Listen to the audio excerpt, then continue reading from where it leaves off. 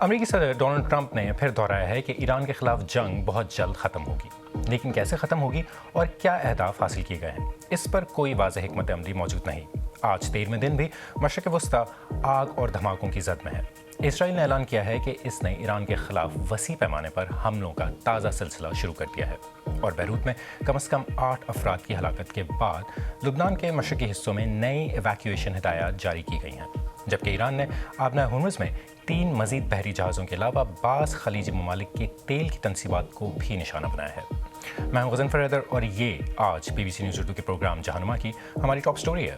اس کے علاوہ پروگرام میں دیکھیے گا دنیا کے درجنوں ممالک کا ہنگامی ذخائر سے ریکارڈ مقدار میں تیل جاری کرنے پر اتفاق تاکہ تیل کی بڑھتی قیمت کو روکا جا سکے، اور دیکھیے گا ایران کی سرحد کے قریب ایک کرد مسلح گروپ کے بارے میں خصوصی رپورٹ جو ایران سے علیحدگی کے لیے برسر پیکار ہے۔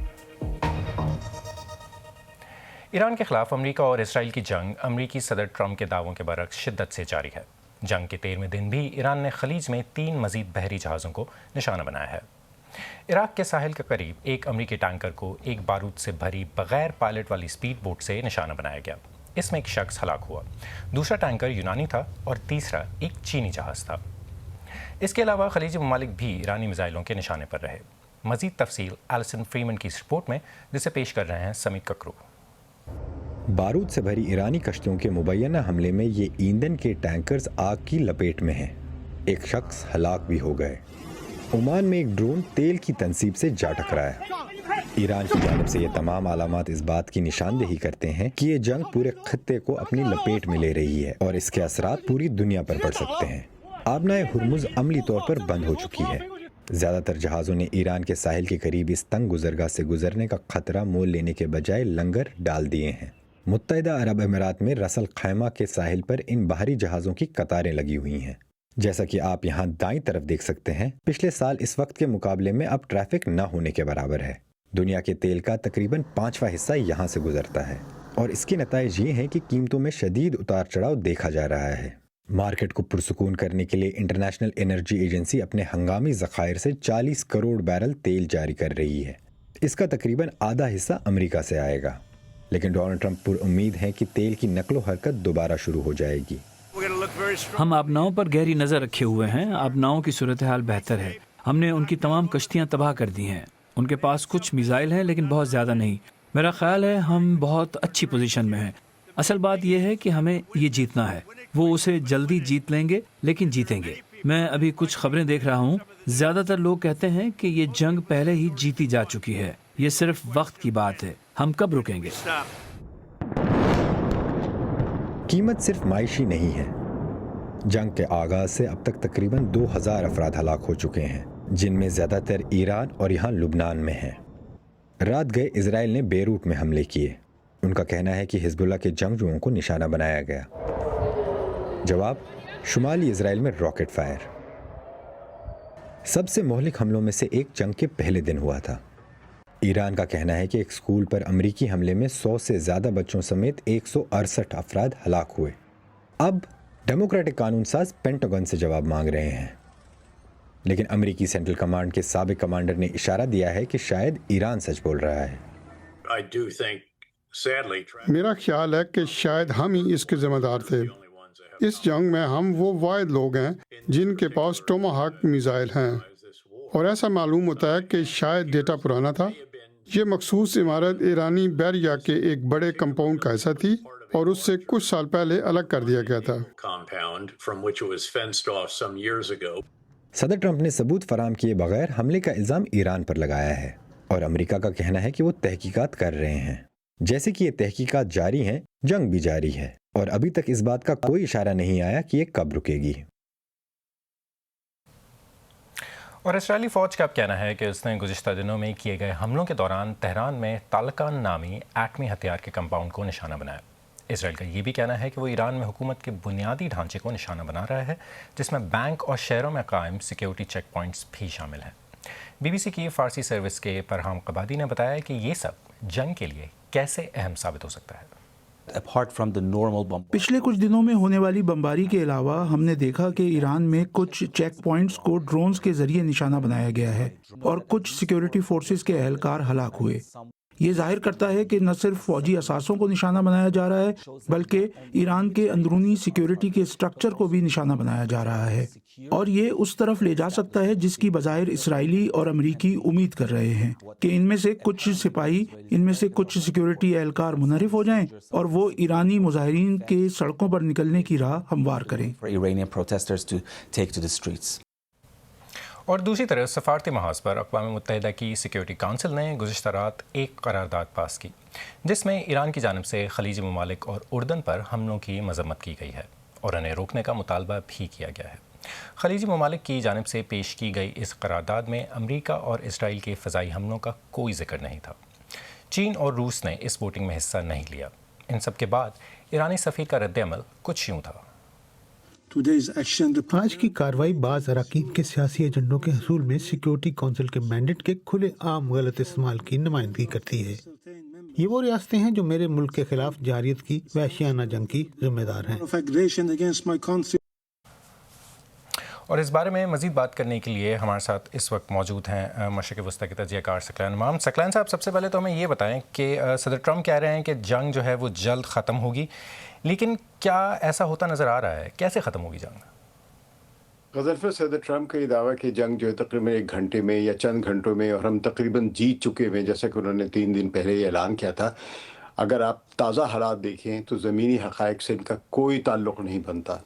امریکہ نے جو آپریشن ایپک فیوری کے تحت جو ایران کے ڈیفنس سٹرکچر کو مفلوج کرنے کی کوشش کی اور مسلسل بمباری کی، اور یہ کہا کہ ان کے تمام سٹاک پائل، سائلوز، ٹنلز اور بحریہ اور فضائیہ اور ان کی زمینی افواج اور میزائل فوج تباہ کر دی ہے، وہ آپ اس کا جواب اب یہ دیکھ لیں کہ آج 13واں دن ہے اور آج بھی ایران کے جوابی حملے بھرپور جاری ہیں، ڈرونز کے حملے بھرپور جاری ہیں، جبکہ اسرائیل اور امریکہ کا جو ایئر ڈیفنس جو سسٹم ہے اس کے انٹرسیپٹرز ڈپلینش ہونا شروع ہو گئے، یعنی کم ختم ہونا شروع ہو رہے ہیں۔ اس کے اشارے بہت واضح ہیں۔ تو اس لیے جنگ اس وقت تک ختم ہوتی نظر نہیں آتی جب تک کہ امریکہ ایران کی 3 کڑی شرائط کو تسلیم نہیں کر لیتا، جو ایران نے کہا ہے کہ یعنی کہ جس میں اپنی خود مختاری کی بات کی ہے، یعنی تمام حقوق تسلیم کیا جائے، جنگی نقصان کا تعاونات دیا جائے اور دوبارہ جارحیت نہ ہونے کی ٹھوس بین الاقوامی ضمانت دی جائے۔ اچھا یہ بتائیں، میں سوری آپ کو انٹرپٹ کر رہا ہوں، کہ ایران کی جو حکمت عملی ہے وہ یہ نظر آ رہی ہے کہ اس جنگ کو بہت زیادہ مہنگا کر دیا جائے، کاسٹلی کر دیا جائے، تو کیا ان کی یہ پالیسی جو ہے وہ کامیاب ہو رہی ہے؟ دیکھیے گا ایران کی جو کاسٹ آف وار جو ہے یا دنیا کے لیے ایک قیمت کا بڑھانا جو ہے، یہ اگر آپ دیکھیں تو یہ مکمل طور پر کامیاب پالیسی نظر آ رہی ہے ان کی۔ اس وقت تیل کی قیمت جس طرح بڑھ گئی ہوئی، پوری عالمی معیشت ہلنا شروع ہو گئی ہوئی ہے۔ آپ یہ دیکھ لیجیے جو دنیا بھر کے جو سٹاک مارکیٹس ہیں ان میں $6 ٹریلین کا صفایا ہو چکا ہوا ہے۔ تو ایران نے ثابت کر دیا کہ وہ اپنی تیل کی برآمدات نہیں کر سکے گا تو وہ دنیا کے لیے بھی توانائی کی جو سپلائی ہے اس کو وہ محفوظ نہیں رہنے دے گا۔ تو تیل کی قیمت $100 تو اس وقت چل رہی ہے، اور یہ اسٹریٹجک ریزروز ریلیز کرنے کے بعد جو مارکیٹ کو تھوڑا سا کام آیا ہے اس کے نتیجے میں کم ہوتی قیمت ہے، لیکن یہ اسٹریٹجک ریزرو آپ نے جس طرح بتایا ابھی اپنے پروگرام میں کہ یہ بہت عارضی فائدہ دے سکتے ہیں، عارضی ریلیف، تو یہ تو بڑھے گی اوپر۔ اور پھر آپ نے یہ بھی بیان سن لیا پاسداران انقلاب کے یعنی IRGC کا کہ وہ اتنی سختی کریں گے $200 فی بیرل تک لے جائیں گے قیمت کو۔ تو یہ جنگ تو ناقابل برداشت ہو جائے گی پوری یورپ کے لیے، پوری دنیا کے لیے۔ تو یہ قسم کے ایران نے ایک بڑی اکنامک ہٹ کیا ہے پوری دنیا کے سامنے اور اپنے اب مطالبات بنوانے کے لیے، تو ان کا یہ ہتھیار آپ سمجھیں تو بہت ہی مؤثر ثابت ہو رہا ہے۔ لندن سے ثقلین امام، ہم سے بات کرنے کا بہت بہت شکریہ۔ دنیا کے درجنوں ممالک نے ہنگامی ذخائر سے ریکارڈ مقدار میں تیل جاری کرنے پر اتفاق کیا ہے تاکہ رسد کی کمی اور تیزی سے بڑھتی قیمتوں کو قابو کیا جا سکے۔ آج ٹرینڈنگ میں اسی پہ بات کریں گے۔ انٹرنیشنل انرجی ایجنسی کے تمام 32 رکن ممالک، جن میں امریکہ، برطانیہ اور دیگر بڑی معیشتیں شامل ہیں، مجموعی طور پر 400 ملین بیرل تیل مارکیٹ میں لانے پر متفق ہوئے ہیں۔ یہ IEA کی تاریخ میں ہنگامی ذخائر سے تیل کی سب سے بڑی مشترکہ ریلیز ہے۔ یہ تیل کسی ایک جگہ موجود نہیں ہوتا۔ IEA کے رکن ممالک اپنے استعمال کے تقریباً 90 دن کے برابر تیل ہنگامی ذخائر میں رکھتے ہیں، جو مختلف ٹرمینلز، ریفائنریوں اور سرکاری ذخیرہ گاہوں میں محفوظ ہوتا ہے۔ جنگ کے آغاز کے بعد عالمی منڈی میں تیل کی قیمت تقریباً 1/4 بڑھ چکی ہے۔ ماہرین کے مطابق یہ اقدام وقتی ریلیف تو دے سکتا ہے، لیکن 400 ملین بیرل تیل عالمی طلب کے مقابلے میں صرف چند دنوں کی سپلائی کے برابر ہے۔ اس لیے طویل مدتی حل کے لیے پیداوار اور ترسیل کی بحالی دونوں ضروری ہوں گی۔ میں ہوں غضنفر حیدر اور آپ دیکھ رہے ہیں BBC نیوز اردو کا پروگرام جہانما، اور اب ایک نظر ڈالتے ہیں دیگر اہم عالمی خبروں پر۔ اقوام متحدہ کے ادارے یونیسیف کا کہنا ہے کہ مشرق وسطی میں جنگ شروع ہونے کے بعد سے اب تک 1100 سے زائد بچوں کے مارے جانے یا زخمی ہونے کی اطلاع ملی ہے۔ ادارے کے مطابق ان میں سے تقریباً 200 بچے ایران میں اور 91 لبنان میں ہلاک ہوئے ہیں۔ یونیسیف نے تمام فریقین سے مطالبہ کیا ہے کہ وہ عام شہریوں کو نقصان پہنچانے سے گریز کریں۔ ایران کے خلاف جنگ سے قبل گزشتہ ماہ FBI نے قانون نافذ کرنے والے اداروں کو خبردار کیا تھا کہ ایران جواباً کیلیفورنیا میں سرپرائز ڈرون اٹیک کر سکتا ہے۔ کیلیفورنیا کے گورنر گیون نیوسم نے سوشل میڈیا پر کہا ہے کہ انہیں کسی بھی فوری خطرے کے بارے میں معلوم نہیں ہے، لیکن وہ سیکیورٹی اور انٹیلیجنس حکام سے مسلسل رابطے میں ہیں۔ روس کی ایک عدالت نے ماسکو کے قریب کانسرٹ ہال پر حملے کے جرم میں 4 افراد کو عمر قید کی سزا سنائی ہے۔ 2 سال پہلے ہونے والے اس حملے میں 149 افراد ہلاک اور سینکڑوں زخمی ہوئے تھے۔ اس حملے میں 4 تاجک شہریوں نے اپنے جرم کا اعتراف کر لیا تھا اور نام نہاد دولت اسلامیہ سے وابستہ ایک گروہ نے اس حملے کی ذمہ داری قبول کی تھی۔ ان کے ساتھ مزید 11 ساتھیوں کو بھی عمر قید کی سزا سنا دی گئی ہے۔ پچھلے ہفتے کے دوران امریکہ اور اسرائیل نے ایران پر حملے شدید تر کر دیے ہیں، خاص طور سے مغربی ایران کے کردستانی خطے میں تعینات ایرانی سیکیورٹی فورسز کے خلاف۔ یہ خبریں بھی گردش کر رہی ہیں کہ امریکہ CIA ایران کے خلاف جنگ اور حکومت گرانے میں مدد دینے کے لیے کرد باغیوں کو مسلح کرنے پر غور کر رہی ہے۔ ایرانی سرحد پر قائم ایرانی کرد مسلح گروہوں کے خفیہ ٹھکانوں سے BBC کے نامہ نگار جیار گول کی رپورٹ، جو پیش کر رہے ہیں عمر افریدی۔ ایران عراق بارڈر پر واقع ان دور افتادہ پہاڑوں تک ایک طویل سفر۔ ہم ایرانی کردستان کے اس علاقے میں آئے ہیں جہاں پر ایرانی کرد جنگجو کئی دہائیوں سے آباد ہیں۔ میں یہاں کردستان فری لائف پارٹی یا پیجیک کے ارکان سے ملنے آیا ہوں۔ یہاں سے زیادہ دور نہیں، سرحد کے اس پار ایرانی سیکیورٹی فورسز پر امریکی اور اسرائیلی حملوں میں شدت آ رہی ہے۔ یہاں موجود یہ جنگجو چاق و چوبند ہیں۔ یہ ایران عراق سرحد پر چٹانوں کو گہرائی تک کاٹ کر بنائے گئے سرنگوں کے نیٹ ورک میں سے ایک ہے۔ اس پورے علاقے میں ایسی سرنگیں پھیلی ہوئی ہیں۔ پیجیک کے جنگجوؤں کی بنائی ہوئی یہ سرنگیں ایک دوسرے سے ملی ہوئی ہیں۔ سرحد پر ہزاروں کرد جنگجو پیش قدمی کے لیے تیار ہیں۔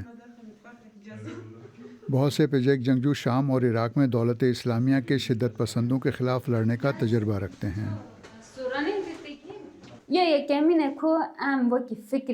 ہم نظریاتی اور اخلاقی طور پر لڑنے کے لیے تیار ہیں۔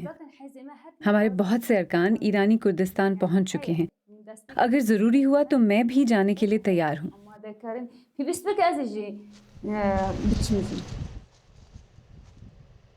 گزشتہ 2 ہفتے سے یہاں لوگ یہ جاننے کا انتظار کر رہے ہیں کہ کیا کرد جنگجو اپنے مقصد کے لیے ایران کے خلاف امریکی اور اسرائیلی جنگ میں شریک ہوں گے۔ پیجیک کے کئی ارکان شام میں دولت اسلامیہ کے خلاف امریکی سرکردگی میں قائم اتحاد کے شانہ بشانہ لڑتے ہوئے مارے گئے تھے۔ ہمیں ابھی تک ہتھیار یا نقل و حمل کے لیے کسی طرح کی سپورٹ نہیں ملی ہے۔ امریکی حکومت سے ہم رابطے میں ہیں، مگر بین الاقوامی اتحاد خصوصاً امریکہ نے جس طرح شامی کردوں کو چھوڑا، اس سے ہم لوگوں میں شکوک اور تشویش پیدا ہو گئی ہے۔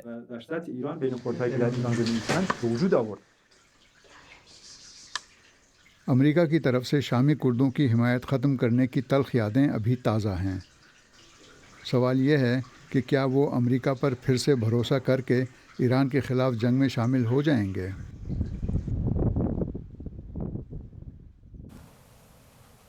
اسپین میں کی گئی ایک تحقیق سے پتہ چلا ہے کہ دوران حمل نہ صرف خواتین کے جسم میں بلکہ دماغ میں بھی تبدیلیاں ہوتی ہیں۔ ویسے تو عورتوں کے اندر بیبی برین یعنی شیخ اور دماغ والی بات سچ ہے، مگر یہ پریشانی کی بات بالکل نہیں، کیونکہ دماغ کے خلیوں میں پیدا ہونے والی یہ تبدیلی ان میں ممتا کی نشو نما کرتی ہے۔ یہ سٹوری BBC نیوز کی ہیلتھ رپورٹر سمیتھا مینسٹ نے کور کی ہے اور اسے پیش کر رہی ہیں ختیجہ عارف۔ حمل کے دوران جسم کے تقریباً ہر حصے میں تبدیلیاں واقع ہوتی ہیں. یہ دماغ پر کس طرح سے اثر انداز ہوتا ہے اس بارے میں زیادہ معلومات دستیاب نہیں ہیں. اب اسپین میں سائنسدانوں نے 127 عورتوں کے دماغ حمل سے پہلے، حمل کے دوران اور بچے کی پیدائش کے بعد اسکین کیے ہیں. اس تحقیق کے دوران ہم نے دیکھا کہ دوران حمل خواتین کے دماغ میں نمایاں تبدیلیاں آئیں اور یہ عمل مسلسل جاری رہا.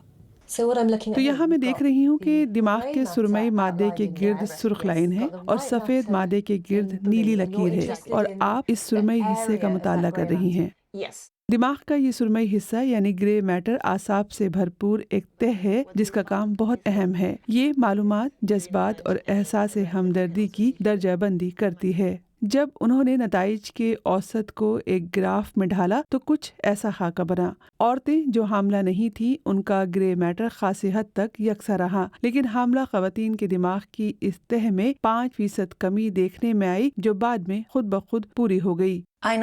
میں جانتی ہوں بظاہر یہ برا لگتا ہے، مگر لگنا نہیں چاہیے، کیونکہ دماغ کے اندر جیسا کہ زندگی میں بھی بعض اوقات کمی اچھی ہوتی ہے. ہم اس کے لیے ایک ایسے پیڑ کی مثال لیتے ہیں جس کی بہت سی شاخیں ہوں، تو آپ ان میں سے چند کو اس لیے کاٹ دیتے ہیں تاکہ درخت کی اہم شاخیں زیادہ پھلیں پھولیں. محققین کے مشاہدے میں آیا ہے کہ جن عورتوں کے دماغ میں تبدیلی آئی انہوں نے اطمینان اور اپنے بچوں سے لگاؤ کا زیادہ مظاہرہ کیا. اب تک کے نتائج بتاتے ہیں کہ دماغ میں واقع ہونے والی تبدیلی میں ہارمونز کا بڑا ہاتھ ہے. اس تحقیق میں شریک عورتوں میں مامتا سے متعلق خیالات بدل رہے ہیں. میرے خیال میں وقت آ گیا ہے کہ ہم ماؤں سے برتاؤ کے بارے میں پھر سے غور کریں. وہ بڑی تبدیلی سے گزرتی ہیں. ہمیں سمجھنا چاہیے کہ وہ جیسے اپنے خول سے باہر آ رہی ہیں دوسروں سے الگ تھلگ، ہمیں اس تبدیلی کو قبول کرنا ہوگا، ان کی مدد کو آنا ہوگا اور وہ جو بننے جا رہی ہیں اس پر خوش ہونا پڑے گا. آج BBC نیوز اردو کے پروگرام جہانما میں بس اتنا ہی. پروگرام میں شامل سٹوریز اور تازہ ترین خبروں کے لیے ہماری ویب سائٹ bbc.com/urdu پر آئیں. BBC نیوز اردو کے انسٹاگرام، ٹک ٹاک، یوٹیوب، فیس بک اور ایکس اکاؤنٹ کو فالو کریں. غضنفر حیدر کو اب اجازت دیں. کل پھر ملاقات ہوگی تازہ خبروں کے ساتھ.